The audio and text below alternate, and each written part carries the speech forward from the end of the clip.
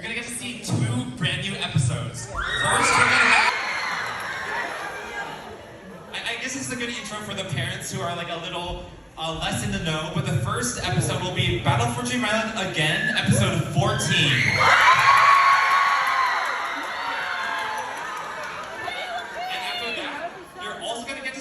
The long-awaited return of the 2nd season of Inanimate Insanity.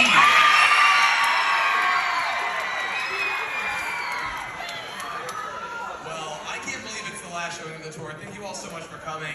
Florida, it's one heck of a tour. There it is. Oh my God, thank you all so much. So the last season 2 episode premiered on YouTube 4 years ago. So it's been a hot minute, so in case anyone's forgotten what's happened with that season, we have the season 2 recap song playing before.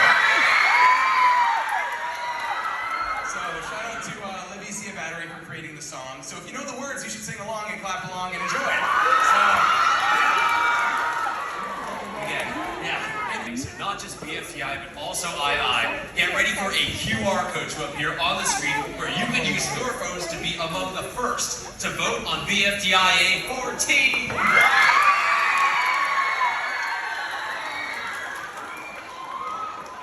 Finally, after all that's done, we'll be hosting a Q&A session so you can ask the creators of the shows anything you want to.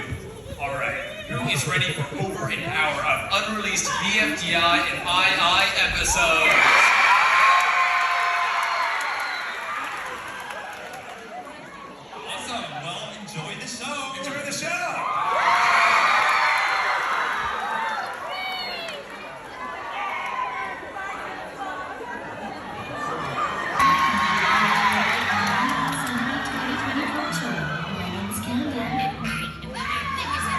This is so amazing. You are all amazing. Love the energy. My goodness.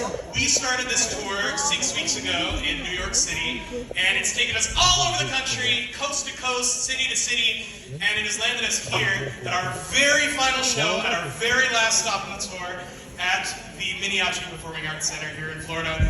Give yourselves a hand for being here. Thank you all again.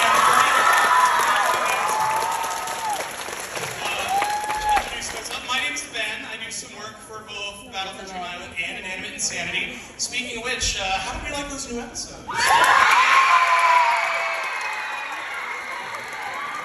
you want to meet some of the people who helped make them? Then please help me welcome to the stage the co-creator of Bfdixii, Carrie Huang!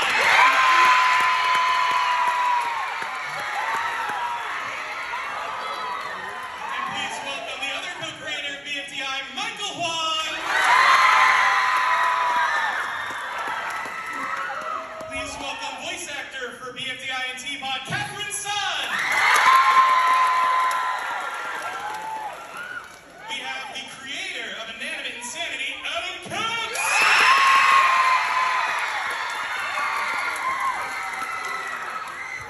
Please welcome one of our directors and one of the writers for Inanimate Insanity, including the writer of the episode you just watched, Brian Cox!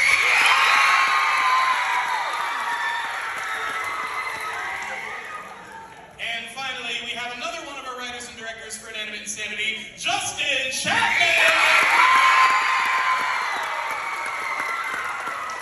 Alright, we're all going to take our seats right here.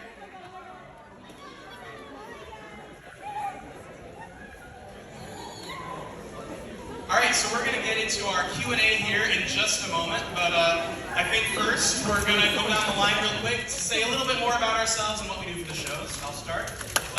Like I said, my name's Ben Cross. I do audio and dialogue editing for both Bfdixii and II. I do some storyboarding for both shows, and I get to do some music for Inanimate Insanity. I got to write the Taco and Knee-Pad song that you all just heard in that episode.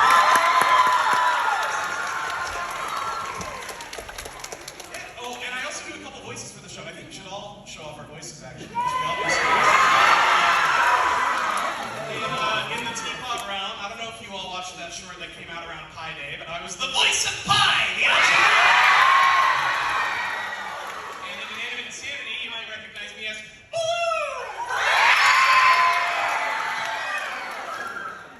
Awesome. Well, thank you, Ben. Well, hello, everyone. I am Carrie Huang, and my twin brother, Michael Huang. Battle for Dream Island.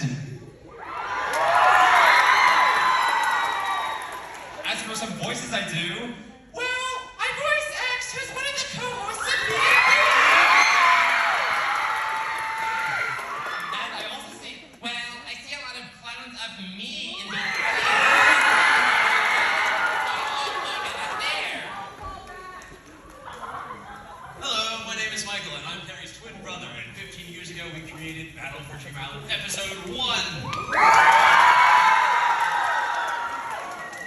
As the creator of the BFB soundtrack, as well as the creator of the BFDI assets that you can see as the character bodies of people like Tiny from BFDI.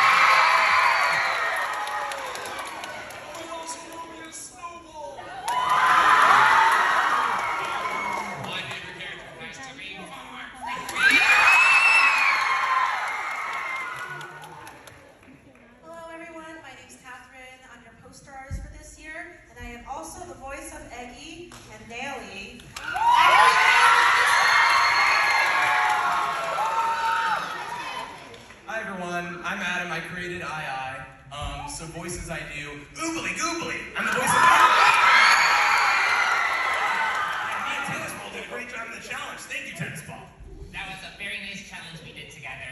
I also am Baseball in Inanimate Insanity. Hooray! But my most well-known role might be the voice of the phone in BFDIA 13. But I think my favorite has to be Test Tube from Inanimate Insanity.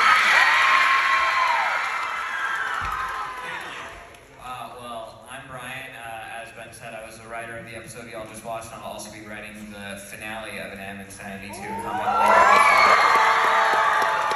Goodness, the energy in this room is electric. Thank you, Flora. Yeah, so voices I do. Well, if there are any fans of Spoiled Lemon in the audience, maybe you could help me finish this lyric. Okay, ready? All I wanna do. You did it. Okay, well done, well done. So it's the voice of Starfruit. Also, voice of, let's see, the dearly departed Meatball and Boraz. Amazing. And then, oh yeah, there's one other one. Oh yeah, the voice of Van, of course. Thank you for coming. Oh my gosh. Hello everyone, my name is Justin Chapman. I'm a writer-director for Inanimate Insanity. I also do a few little voices, such as Meathead in the episode you just watched. Season 3 contestants such as Inanimate Insanity. As well as your former finalist, Silver Spoon! And I shall pass the baton off to a new finalist. Give it up for Nada!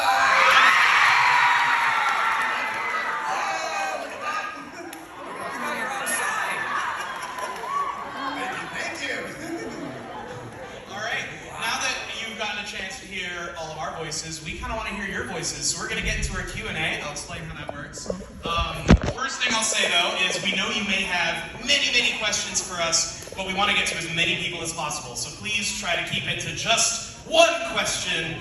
Pick your favorite question, your most burning question. Now if you look to the left and the right of the house down here, you'll see a microphone on that side and a microphone on that side. So at this time we encourage you to stand up and calmly walk over to those microphones. Form a line. BFDIA 13, Gelatin says that 1338 was 600 years ago. Does that mean that BFDIA takes place in 1938? Oh boy, that's a good observation. I would just say that, 600 can mean anywhere from 600 years to like 699 years, because, sometimes you'll say like, oh, I'm 20 years old, and you're like 20 years and like 11 months. So he's approximating, that's what I would say. Thank you for the question. We're going to take our next question from house left over here. Hello. I remember when you guys used to play Among Us. Will you guys ever do will you guys ever continue that, play other games? Yeah, that was really fun when we played Among Us. That was really fun. Totally unscripted. Halo, Fortnite, that would be amazing. Yeah, we just all got on a call and played in character, which was pretty easy for us, but we would just play regularly with each other. So the chemistry was there, so we should maybe do more of it if it was something that maybe people want to see more of. Yeah. I seem to remember we were all on lockdown when that was happening. Which I think was part of what inspired us to make it, is because we were all going a little bit stir crazy in our homes. Yeah, I love the Jackbox one as well, the talking points. That was a fun one too. Yeah. Thank you. Thank you for it. Yeah, thank you so much for the question. We'll take our next one from this side here. Thank you. Hello. First of all, hi from Honduras. I don't know all the way from Honduras to be here. Thank you for coming so far. Thank you. Thanks to you for organizing this. Also for the question to the II crew, I was actually kind of curious about what's your plans for the future art style of the series, considering now you're handling 2 art styles. So like in the future, is there like a third magical art style, or are you like keeping one? Yeah. Oh man, that's a really good question. I feel like that was part of the fun of doing this most recent season 2 episode. It was kind of going back to a style that we hadn't revisited since 2020 and trying to figure out, what do we actually bring back? How do we flourish it? How do we preserve what we had done? I feel like after season 2 concludes, whatever comes next will probably have its own different look. But we're really excited to find out what that is. Yeah. I'm curious, who likes the season 2 art style the most? Okay, and then the season 3 art style, who likes that style? Okay, cool. Yeah, so then there's fans of all of them. Yeah, but yeah, for sure, whatever comes next will be something. Wait, Adam, are you saying there's going to be more art after season 2? Calm down. We're thinking about it. I can either confirm nor deny.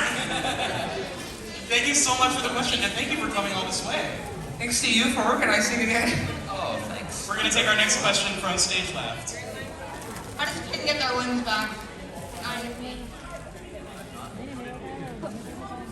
Oh, well, I think in IDFB, doesn't golf ball create, like, kids' limbs out of Roboti's red dye? Like, I don't know how that works chemically, but... Oh, from her own dye? Oh, wow, well, people are teaching me about my own show, thank you. You should watch it sometime. Oh, I should. Thank you so much for the question. We'll take another one from House Right over here. Can all the Agile Brilliants learn new powers like X in BFB28? I think cooking is a power. It's a superpower, and they clearly adopted it for their hotel where they cook in their kitchen. I am very happy to become a cooking chef in Teapot. Let him cook. Oh, for everybody, cook every day. Thank you so much for the question. We're going to take another one from House Left. In recent Teapot episodes, will we learn more and maybe go back to the music island on top of Bellstern? Oh, for sure, yeah. I mean, one of the big reasons we included that was because we wanted to have a musical episode in Teapot.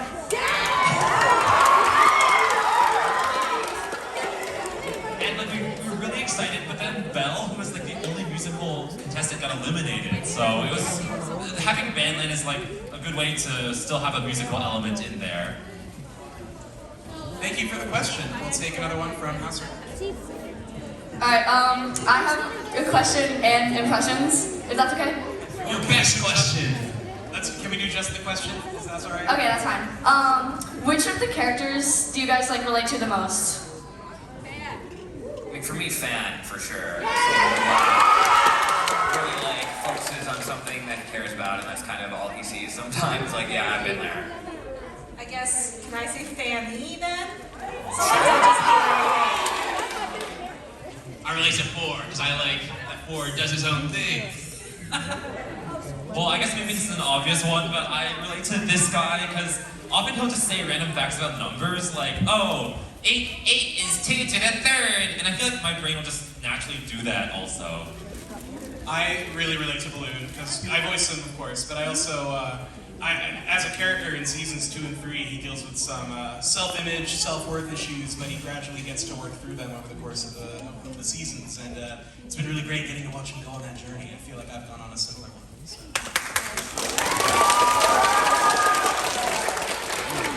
Oh, too sweet. All right, thank you very much for that question. I think we're back over on House Left over here. Hello, so I just want to say thank you for everyone here for creating such great shows. I've been watching since 2014, and both shows mean a lot to me. And on to the question. In this episode, the latest episode, Mifon was on vacation for a night. But in season 3, what happens is that each episode, it's basically like a new day, like the episode where they take photos in the night, all that stuff. So, is there an explanation for that? Super smart question. Yes, that you are meant to notice that if you're an eagle-eyed viewer, which you clearly are, and that is a discrepancy that will be explained in the forthcoming finale of the season.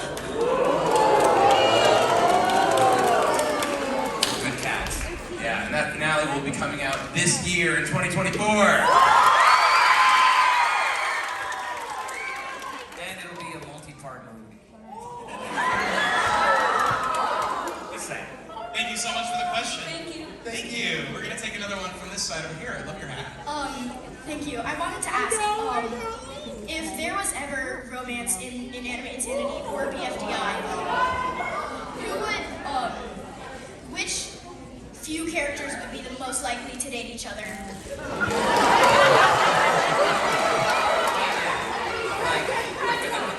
A fan test would literally have a trial. I don't know. I saw Silver Spoon was blushing a little bit.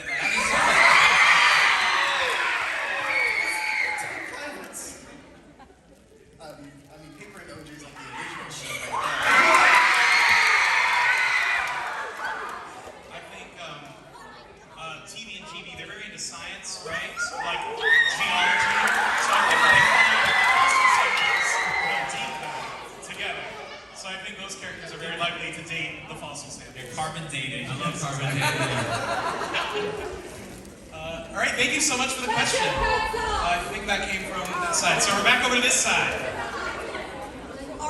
He was inside a TLC. Any explanation for that? Just Woody.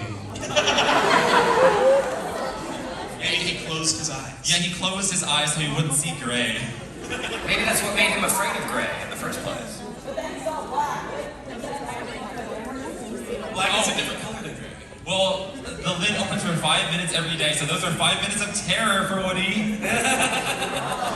I feel bad for Woody. So do I. Thank you for the question. We're going to move back over to this side. Hello. It's my first time being here.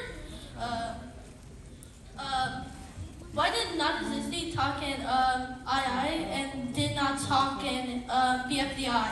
That was a fake non-existing. Nico was trying to show that he was like That cool. was my best voice. Yeah, he had like a little tape recorder behind him. He had found out later that it wasn't non-existing. It was non-existing-y. Yeah. Well, fun thing too, BFDI and II are not technically from the same universe. But that's what's been really fun about doing the crossover shorts, is there's been a way to kind of explore the non-canonical, versions of the characters meeting up. Breaking into the multiverse. We also just did that gag without consulting Jack and Jelly, so it doesn't really link up at all. So we sort of assassinated the character of non-existing. So we're sorry. 2011 was wild. I think the moment they spoke, they became existing. I was gonna So say they were non-existing. that was existing. Yeah. Thank you so much for the question. We're going to move back over to this side of the house right here. Yes, good evening. Quick question. If somebody's an animator and would like to work with what you guys work right now, what do you suggest, what the pathway that they should do or concentrate on something? Definitely post cool animations online. Yeah, I would say that like for everyone that we've hired, it's because we've found their YouTube channel and they have a style that we think is really impressive or that matches BFB or BFDI a lot. So then we'll reach out or we see if we have mutual friends, and that's kind of how it works. I feel like with most animation studios, there's like a resume and application process, but we're a lot more chill. We kind of just go by what we see is impressive already on YouTube. No degree required. I was gonna say. Yeah. Oh, yeah. Just well, if you look at II episode 1 versus now, they're very different in art style. So I feel like, I guess the main takeaway for us was just, don't be afraid to create things. It's never going to be perfect on the first try. You have to make many, many, many mistakes to get good at anything. So that would be my main advice. Thank you so much for the question. We're going to take another one from this side. I have a question about Teapot 11 and the ending scene. Was that hand 3? 3 was that hand.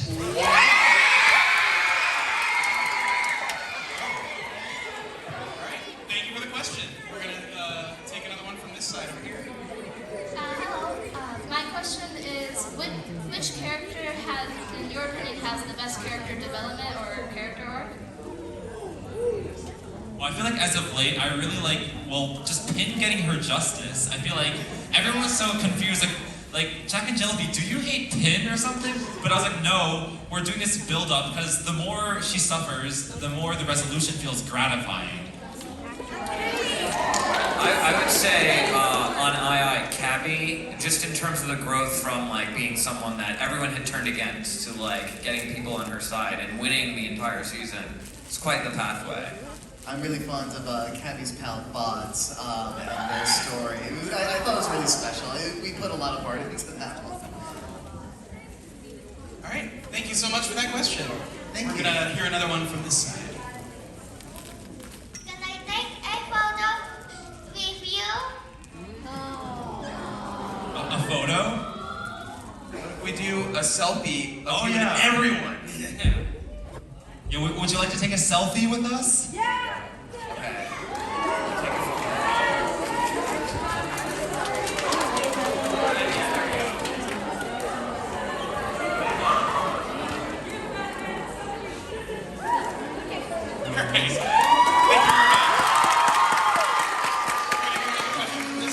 Now that that question's been asked, it can't be asked again. So, Carrie, your last name is Huang, right? Oh, that is correct. I believe that means yellow in Chinese. Is that the reason your avatar on your YouTube channel is yellow? Oh, actually, I do feel like, that's definitely part of the influence. I guess like our name Huang is also named after the Yellow River. So, yeah, I guess with the stick figure, it was sort of an unintentional coincidence, but I feel like it's a good coincidence. I jive with the color yellow. As you can see with this yellow character. Super fun question. Yeah, it's an awesome question. Thank you so much. Oh, sorry, he's green. I'm sorry, you guys. He's a yellow green. Yeah, he's a yellow green. Yellowish green. Maybe he's Brat Summer Green. Thank you very much. We're gonna hear another question from this side over here. So I have a bit of dialogue leading up to my question, so bear with me. Remember when Pencil, Bracelety, and David were exploring all those doors, and 6 was in one of the rooms? Do the algebraic milestone scenarios take place in 4's head?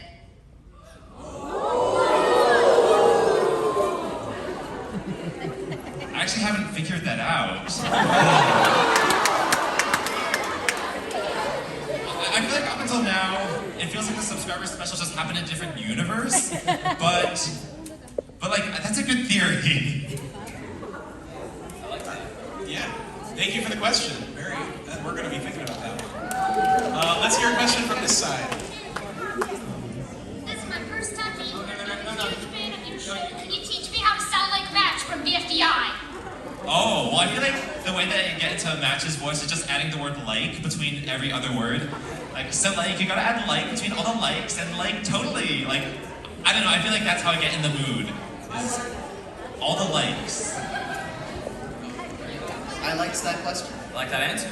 Thank you very much. Another question from this side.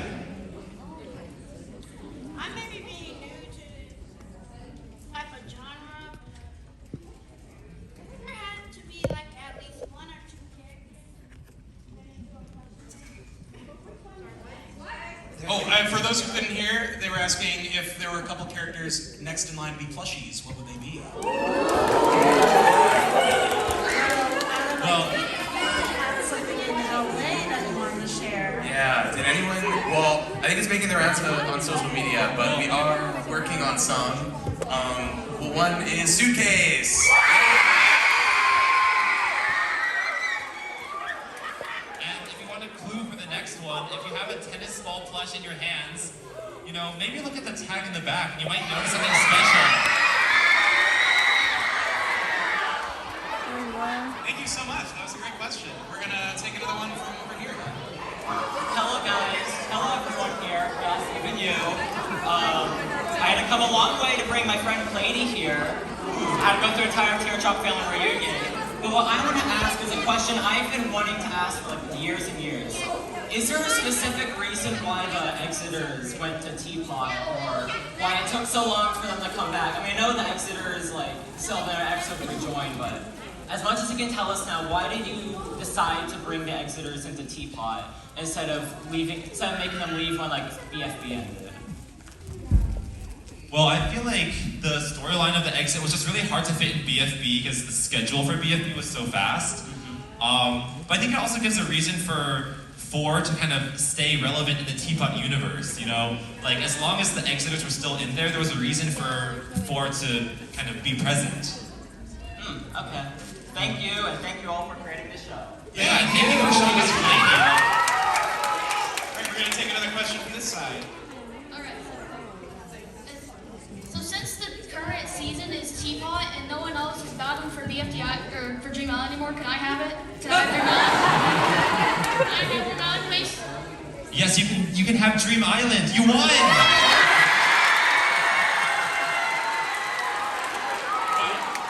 If only the contestants knew, they just had to ask. They did not have to battle for 2 years. Thank you so much for the question, and congratulations on Dream Island.